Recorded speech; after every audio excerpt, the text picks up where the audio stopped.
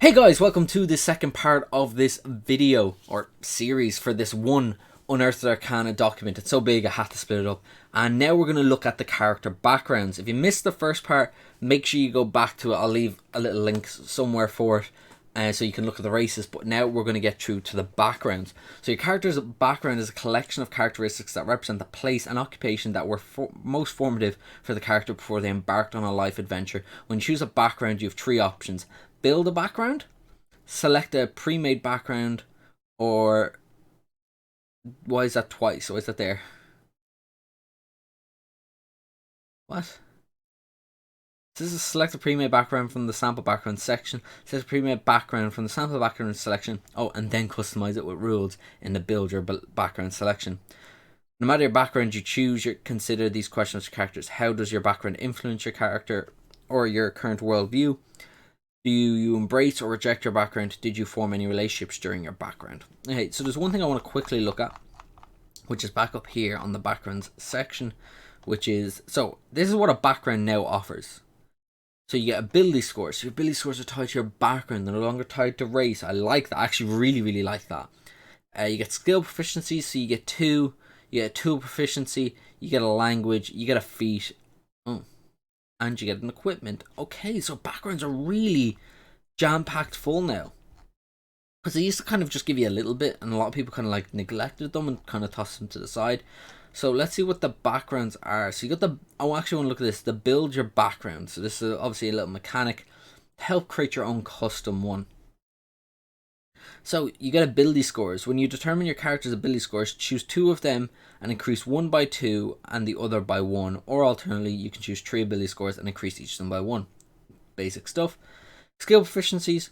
Choose 2 skills your character gains proficiency with them. Choose a 2 proficiency and choose a language. Choose a first level feat. And your equipment, your character gains 50 gold to spend on starting equipment. Character keeps any unspent gold as spare coin. Okay, so I really like that. The ability to make your own backgrounds. That makes things a lot easier. And once again, it's leading into what I've gotten the feeling for this is that they want as much character customization as possible. And we're absolutely getting that. So let's look at some of the sample backgrounds. So you got the Acolyte, which gives you +2 to wisdom, +1 to intelligence. You get insight, religion, calligrapher supplies. You learn Celestial, and you get the Magic Initiate feat, Divine. So we'll find out what that is in the feats video.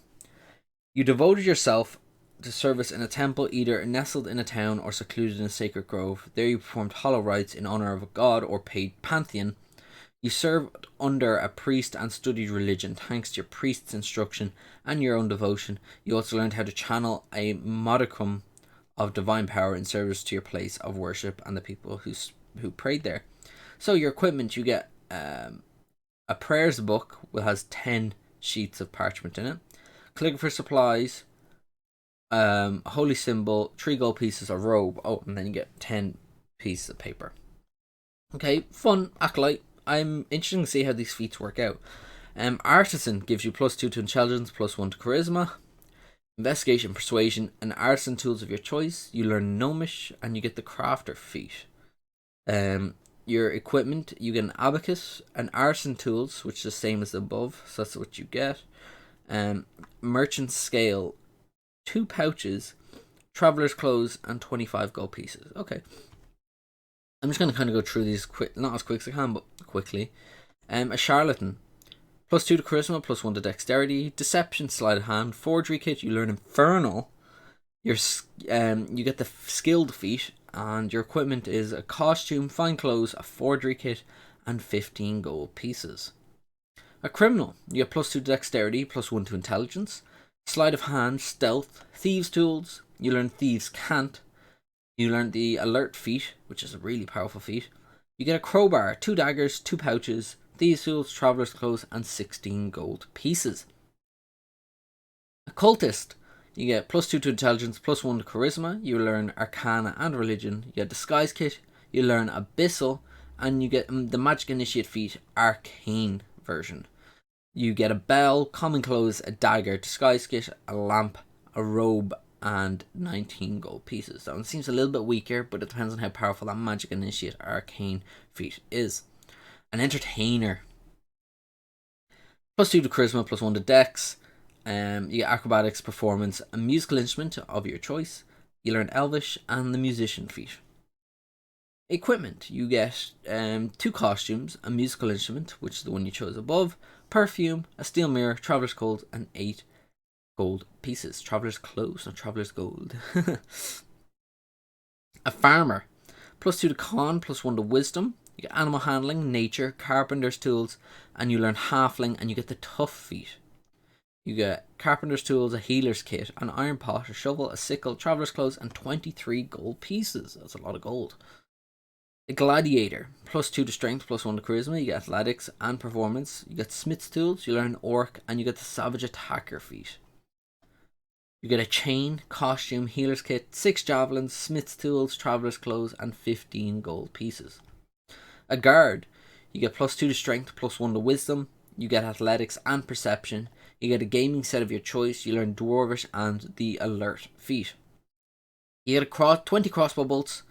The gaming set you chose above, a hooded lantern, a light crossbow, manacles, quiver, spear, traveler's clothes, and 12 gold pieces. That's a really stacked equipment list.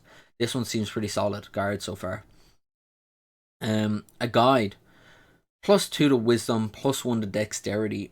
You get stealth and survival, cartographer's tools, you learn giant, and you get the magic initiate primal version. Okay, that sounds really new. Divine and arcane could be kind of figured out what they are, but primal is definitely something out there. Equipment, you get 20 arrows, a bedroll, cartographer's tools, a fishing tackle, quiver, a short bow, a tent, traveler's clothes, and only 2 gold pieces.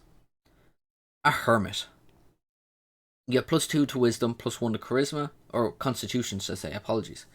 Medicine, religion, herbalism kit, you learn Sylvan, and you get the magic initiate primal again. That's cropping up again. You get a bedroll, a philosophy book, a fishing tackle, a herbalism kit, a lamp, 3 oil flasks, a quarterstaff, traveler's clothes, and 15 gold pieces. A labourer, you get +2 to constitution, +1 to strength, athletics, survival, mason's tools, dwarvish, tough, the tough feat, okay. You get a bullseye lantern, common clothes, a hand axe, a light hammer, mason's tools, a mess kit, 1 oil flask, a shovel, water skin, and 15 gold pieces. A noble, +2 to charisma, +1 to intelligence. You get history and persuasion, and 1 gaming set of your choice. You learn draconic, and you get the skilled feat. You get fine clothes, a gaming set, perfume, a signet ring, and 24 gold pieces. A pilgrim, +2 to wisdom, +1 to constitution, religion and survival, musical instruments of your choice, a halfling, and you get the healer feat. You get a bedroll, a healer's kit, holy symbol, musical instrument, rations for 2 days, traveler's clothes, and 16 gold pieces. It's a lot of backgrounds. Holy God, they just keep on going. Sage, +2 to intelligence, +1 to wisdom, arcana, and history. You get calligrapher's supplies. You learn Elvish and the arcane magic initiate feat.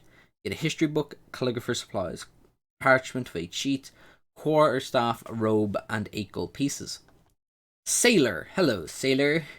+2 dexterity, +1 wisdom, acrobatics and perception, navigator's tools, you learn primordial, and you get the tavern brawler feat. You get a dagger, a fishing tackle, navigator's tools, silk rope, traveler's clothes, and 10 gold pieces. Soldier, now soldier was my favourite background in base 5th edition, so I'm curious to see what they do here. +2 to strength, +1 to constitution, you get athletics and intimidation.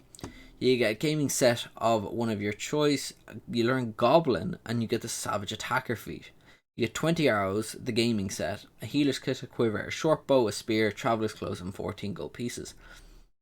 Urchin, +2 dexterity, +1 wisdom, insight and stealth, thieves' tools, common sign language. Oh, you learn sign language. That's interesting. You get the lucky feat.